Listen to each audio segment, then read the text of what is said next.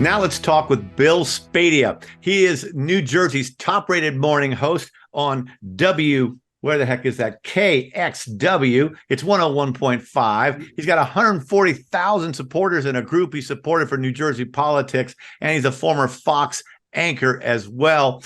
Thanks for joining us, Bill. You know, we saw each other the other day, guys, at the Newsmax offices, and I know him from a way back, and so it's good to see you. And tell us today, my friend, what's bugging you?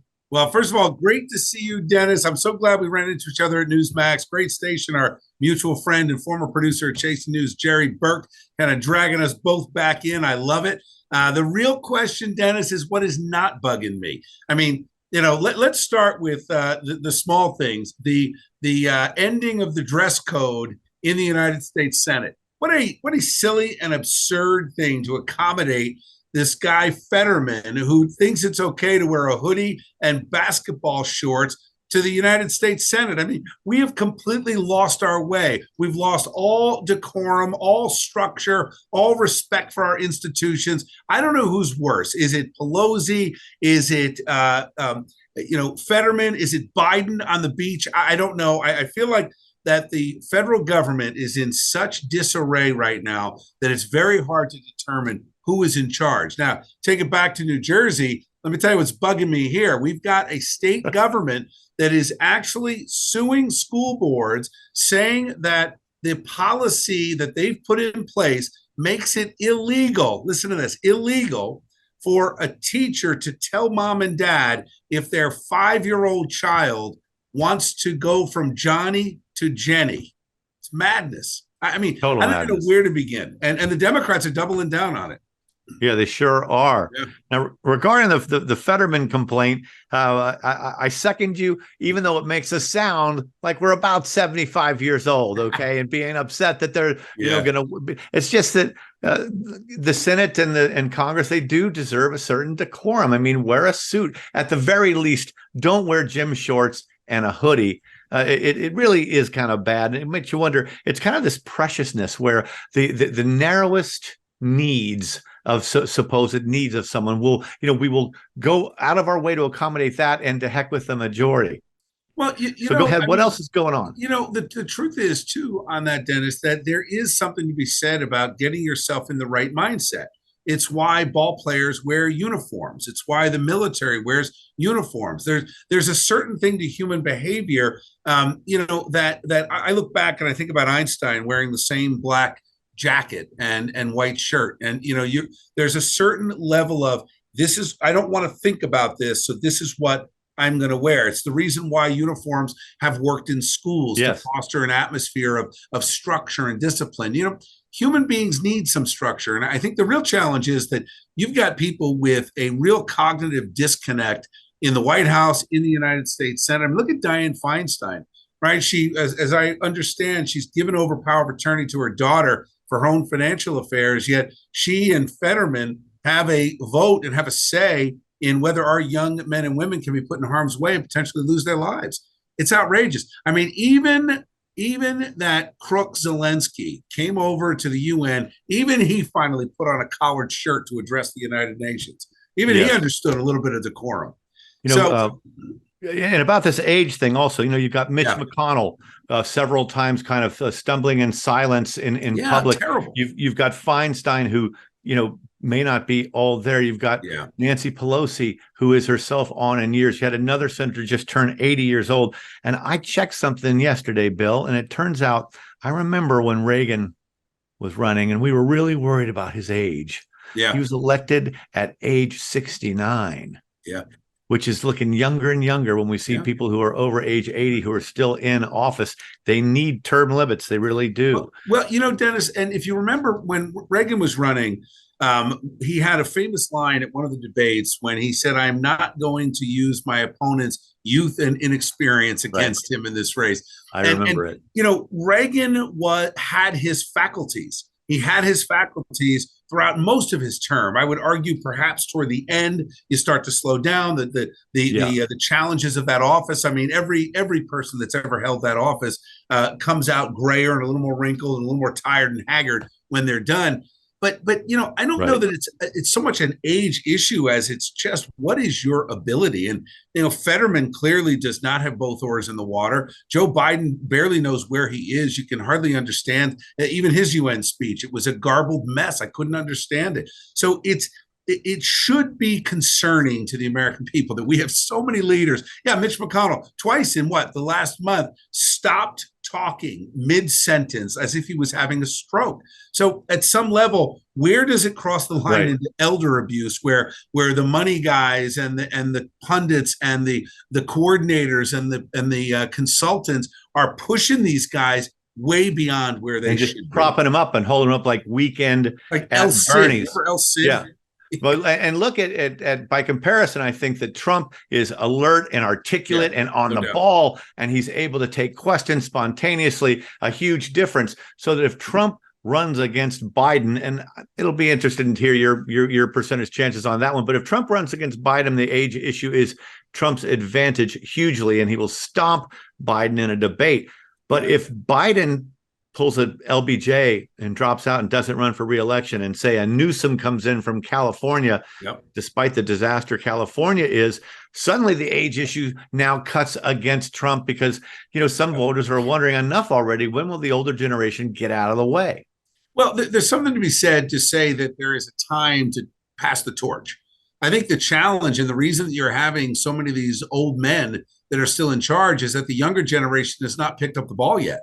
I mean, you've got a mess in our country. Right here in New Jersey, we have an enormous problem where the state government is actively and aggressively going after parental rights. They sued 3 school districts saying that their policy of rejecting parts of the state's policy, which says that if a kid wants to identify as another gender other than his biological sex, that not only does the school have to accommodate the kid as young as 5 years old, mind you, Dennis, 5 years old, little Johnny can decide he's Jenny. School has to accommodate it.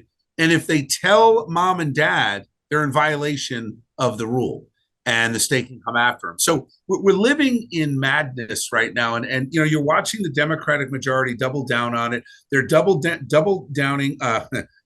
down, I should say. Boy, I had a Biden moment there. They're doubling down on the open border, acting as if this is a human rights issue to allow all these migrants to come here, despite the fact that you've got rampant crime in a lot of these areas. You've got sexual abuse, child sexual abuse. We're not enforcing federal detainer orders in New Jersey. So a lot of scary stuff is happening. And if you saw what Mayor Eric Adams did, what a disgrace that man is. He is a disgrace to the uniform he once wore, when he basically threw his hands up and said, look, we got 120,000, 19,000 kids. I can't solve this. We're just going to start cutting cops and firefighters so we can accommodate. What's happened to this country? Right. Hey, now that's New York City's mayor. You're a New Jersey guy. I'll trash New York City's mayor. You leave that to me. His speech actually to the city council when he said, I don't see this problem being solved. 10,000 more people every month, $12 billion in deficit a year. And I was truly concerned for my city when he's talking about that. Yeah. I mean, this is a Democratic mayor, clearly tacitly criticizing Democratic border policies. And what I don't understand is why we continue to merely let all of these people come here. Meanwhile, I see Americans sleeping on the subways and the streets in New York every day. And I don't understand why they don't get luxury hotel rooms in Midtown as well. And the other thing is, Bill, this no longer feels like your tired, huddled masses yearning to breathe free. This feels like a concocted, orchestrated plot to invade America with millions of fighting age young men, 16 and 17-year-olds, a lot of them coming here. Democrats wanting to turn them into voters in no time. 95% of them never showing up for a court appointment. You see migrants walking around New York with new sneakers and new backpacks. I used to ride an empty subway car on Sunday mornings. Now it's packed with people. I mean, it's really a threat to the city, and yet our own liberal policies in New York is stopping anyone from doing anything about it. And I think what Mayor Adams in New York might be doing is trying to say, let's just make it as bad as possible so there'll be an intervention and finally the people will rise up. But maybe not. Maybe he's just being not that smart. Well, I mean, given his track record, how he treats police officers and how he has allowed crime to run rampant and spike up, I can't take him at anything other than his word that his public statements have been that we have an obligation for these migrants. So he has chosen to coddle illegals coming here at the expense of Americans, not just average American families, but first responder families, firefighters, cops, EMTs, and everybody in between. That's part of the problem. You've got the same thing going on with Biden. I mean, we're according to Jim Jordan, who I met with, or at least I was at an event with him several months ago. He talked about between 219 and 239,000 illegals crossing that southern border every single month. So you're talking about thousands every day. The challenge is that they're being given a court date that could be years in advance. And then they're being deployed and dropped in various parts of the state. What happened to remain in Mexico, man? We should have made them remain in Mexico. Well, I believe that what we ought to do is create a buffer zone. I don't think the Mexican government has control of the situation at all. There should be a buffer zone. Perhaps it's 1,000 yards. Maybe it's wider on the border, on the Mexican side. And all of these tents and shelters and beds ought to be on the Mexican side. Let's hand them those cards for court. And guess what? You live in that tent until we call your name. It is that simple. We have to push back. This is nothing short of an invasion. And Dennis, the problem is, getting back to the original question of what's bugging me is that it seems that the Republicans have stalled in their opposition. You've only got a few pockets of resistance out there. We have the Chinese communists putting police stations in our cities to monitor their citizens. We've got balloons flying overhead. We've got spies in our universities. I mean, the Chinese communists are our enemy. So you got an invasion from the south. You've got an invasion through our electronics and our databases, and we have literal cops on the ground from the CCP. Meanwhile, you can break into a store in San Francisco and steal $1,000 worth of goods without so much as a slap on the wrist. We have a reckless culture right now that we've got to get back. I don't know if you saw that video, those two thugs who ran over that retired cop on his bike. Yes. Two guys in the car, joyriding, laughing, like, let's get them. And boom, they ran over and killed them. Yeah, which is only kind of going viral more on Twitter than it is in the news media. And it led to an entire discussion about how much the media won't cover it if it's black perpetrators on white. Right. But if it's a white perpetrator who assaults a black victim, then that wins, widespread national coverage. I mean, it feels like things are falling apart. But then I'm telling you, Bill, I talked to smart liberal friends of mine. Here's a long time lawyer for an investment banking firm and the biggest banks in the world. And I say, well, you see, everything's going to hell. You see that Biden is kind of diminished and almost demented. He said, no, what are you talking about? They just, they don't see it, Well, why don't we? Look, think about how they deal with the COVID narrative, right? So we have overwhelming evidence that the shots and the boosters have compromised the health, and particularly young men and young women when it comes to heart issues, when it comes to reproductive issues. We know it. We also know that it doesn't stop the spread of the virus. We also know that it does not necessarily prevent hospitalization and death. Yet here you have the CDC coming out saying that they're now pushing the vaccine again and the booster for 6 months and older. If you look at craziness, and it's a tragedy, and it's a scandal. And it turns out, if I could just add to this, Bill, forgive me, but there's maybe 75 million people under age 18 in this country.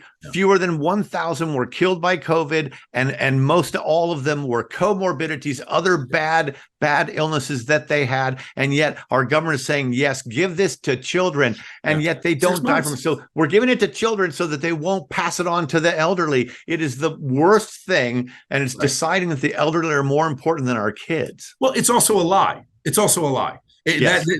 have no efficacy that they can point to that this has worked at any level. As a matter of fact, the Italian health ministry and the Israeli health ministry both have come out and said that under 50 years old, no one without severe comorbidities died. No one. Now you look at this latest strain, it's a cold. You're going to get a cold. And what we ought to be doing is taking in more vitamins, getting more sunshine, maybe walk around the block once in a while, for God's sakes.